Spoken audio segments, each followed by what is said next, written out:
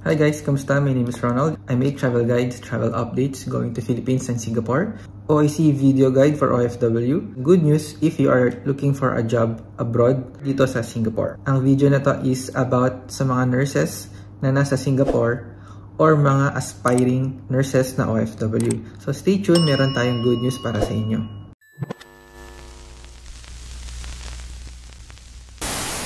Hi guys, welcome back. February 20, merong update from Ministry of Health para to sa mga nurses at sa mga taong gustong mag-apply na maging nurse o magtrabaho as a nurse dito sa Singapore. Makakatanggap kayo ng 100,000 Singapore dollars. So guys, napakalaking pera nun. It is equivalent to, I think, 4.1 million pesos. Ito yung tinatawag na long-term retention scheme for nurses in public healthcare for this year 2024. So, to better understand, ito yung table na tinatawag nilang ANGEL. Award for Nurses, Grace, Excellence, and Loyalty.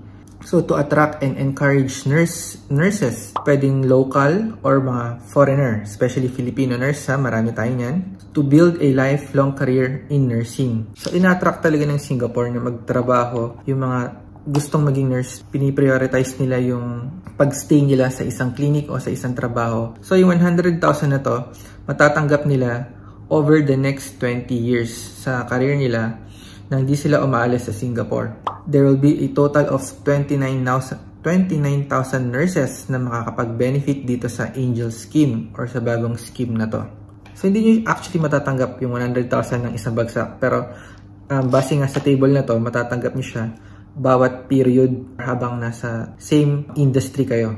So, yung scheme na to guys is below 46 years old lang. So, ito yung mga existing nurse na nasa Singapore at mga kaka-join lang or kaka-work lang as a nurse. So, they will receive a payout for every 4 to 6 years from the day na sumali sila or naka-join sa isang clinic or hospital. And then, each payout pwedeng mag-range ng 20,000 to 30,000. So, kung foreigners ka, hindi ka kagad makakakuha. Basta dapat meron kang 4 consecutive years na nagtatrabaho sa Singapore as a nurse nang hindi ka umaalis. I'm just sharing this good news para sa mga aspiring nurses or mga nagtatrabaho nag-aaral pa as nursing and plan mag-work abroad. So, Singapore is the best choice as of now, but you have to do it makapag-apply na dito before September 2024. Mataas ang demand natin sa F&B and medical industry. Kasi nga madaming hindi gustong maging nurse dito na mga lokal or PR, bihira. Thanks for watching if you're still here. I'll just leave this link below. Just comment down below if you have any question. Yun lang. And I will see you on my next video.